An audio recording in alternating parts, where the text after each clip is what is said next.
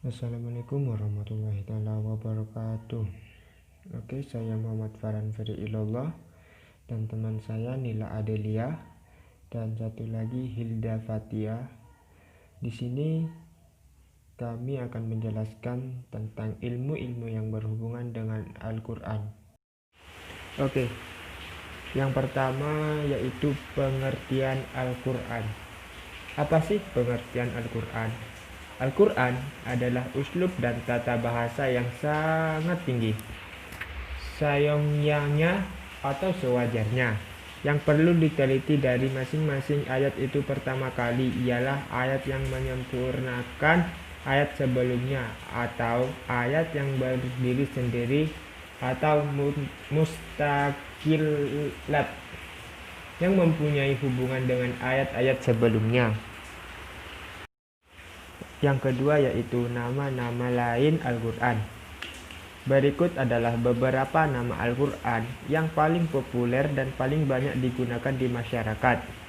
Yang pertama yaitu Al-Quran, kedua Al-Kitab, ketiga Al-Furqan, keempat Al-Zikr, dan yang terakhir At-Tanzil.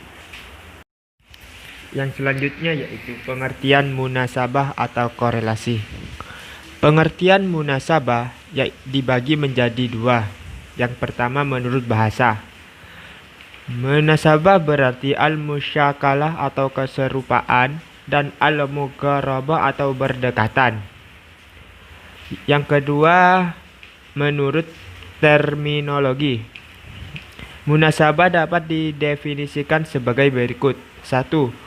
Menurut Az-Zarkashi, munasabah adalah suatu hal yang dapat dipahami tak kala dihadapkan pada akal. Pasti akal itu akan menerimanya. Kedua, menurut Mana Al-Qattan, munasabah adalah sisi keterikatan antara beberapa ungkapan di dalam suatu ayat atau antara ayat pada beberapa ayat atau antara surat di dalam Al-Quran. Yang terakhir, menurut Ibnu Al-Arabi, munasabah keterikatan ayat-ayat Al-Quran sehingga seolah-olah merupakan suatu ungkapan yang mempunyai satu kesatuan makna dan keteraturan redaksi. Selanjutnya, macam-macam munasabah. Macam-macam munasabah ini ada 10.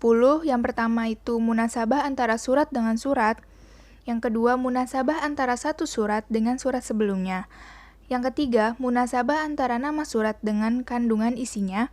Yang keempat, munasabah antara satu kalimat lainnya dalam satu ayat. Yang kelima, munasabah antara nama surat dengan tujuan turunnya. Yang keenam, munasabah antara ayat dengan ayat dalam satu surat. Yang ketujuh, munasabah antara penutup ayat dengan isi ayat itu sendiri. Yang kedelapan, munasabah antara awal uraian surat dengan akhir uraian surat. Yang kesembilan, munasabah antara penutup suatu surat dengan awal surat berikutnya. Yang kesepuluh, munasabah antara ayat tentang satu tema. Pengertian Fawati As-Suwar wa Khawatimuha.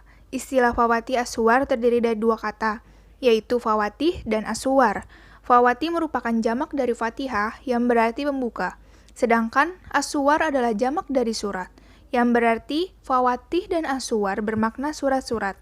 Dengan demikian, istilah Fawati As-Suwar secara harfiah berarti pembuka surat-surat. Mannaholul Al-Qattan dalam kitabnya Mabahits fil Ulumil Quran berkata bahwa Fawatihus Suwar dengan huruf-huruf yang terpisah atau al-ahruful muqatta'ah, yakni huruf potong yang posisinya berada pada permulaan surat Al-Quran. Selanjutnya, ada macam-macam pembukaan yang diutarakan oleh Al-Qatsalani.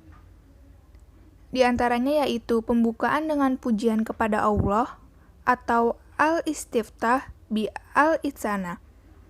Pembukaan dengan huruf-huruf yang terputus atau al-ahruful muqatta'ah. Pembukaan dengan panggilan atau al-istiftah bin nida.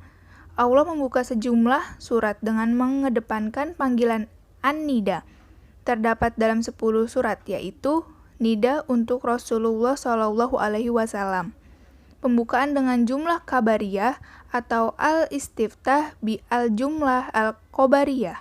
Pembukaan dengan sumpah atau al-istiftah bil qasam. Pembukaan dengan syarat atau al-istiftah bis syarat. Pembukaan dengan perintah atau al-istiftah bil amr. Pembukaan dengan pertanyaan atau al-istiftah bil istifham. Pembukaan dengan doa atau vonis atau al-istiftah bid doa. Yang terakhir, pembukaan dengan alasan atau al-istiftah bit ta'lil. Pengertian muhkam wa al-mutasyabbih. Kata muhkam terambil dari kata hakama. Kata ini berkisar maknanya pada menghalangi, seperti hukum yang berfungsi menghalangi terjadinya penganiayaan. Demikian juga hakim. Muhkam adalah sesuatu yang terhalangi atau bebas dari keburukan. Kata mutasyabih terambil dari kata syabah yang bermakna serupa atau tapi tak sama. Adapun mutasyabih adalah ayat-ayat yang maknanya belum jelas atau samar. Sebab-sebab kesamaran pada ayat mutasyabih. 1. Lafadz atau kata yang digunakan ayat. Kedua, kesamaran pada maknanya. Ketiga, kesamaran pada lafadz dan maknanya. Kemukjizatan Al-Quran. Kata mukjizat menurut Quraisy Shihab berasal dari bahasa Arab a'juz yang berarti melemahkan atau menjadikan tidak mampu. Sedangkan tak marbutoh pada kata mukjizat menunjukkan makna mubalaghah atau superlatif. Menurut Kamus Besar Purwodarminto adalah kejadian ajaib atau luar biasa yang sukar dijangkau oleh kemampuan manusia. Kemukjizatan Al-Quran yang utama menurut ulama yaitu 1. Kemukjizatan Al-Quran dari aspek bahasa dan sastra. 2. Kemukjizatan Al-Quran dari aspek isyarat ilmiah. 3. Kemukjizatan Al-Quran dari aspek kisah-kisah purba. 4. Kemukjizatan Al-Quran dari aspek tasyri' atau hukum.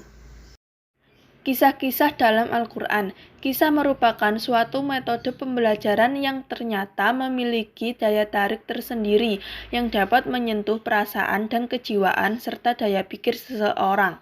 Macam-macam kisah dalam Al-Quran. 1. Kisah-kisah para nabi dan rasul terdahulu.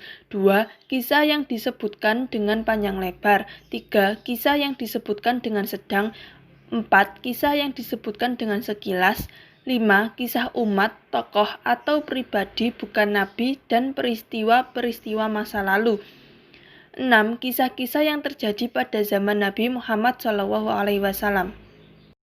Terima kasih, sekian presentasi dari kelompok 5. Wassalamualaikum warahmatullahi wabarakatuh.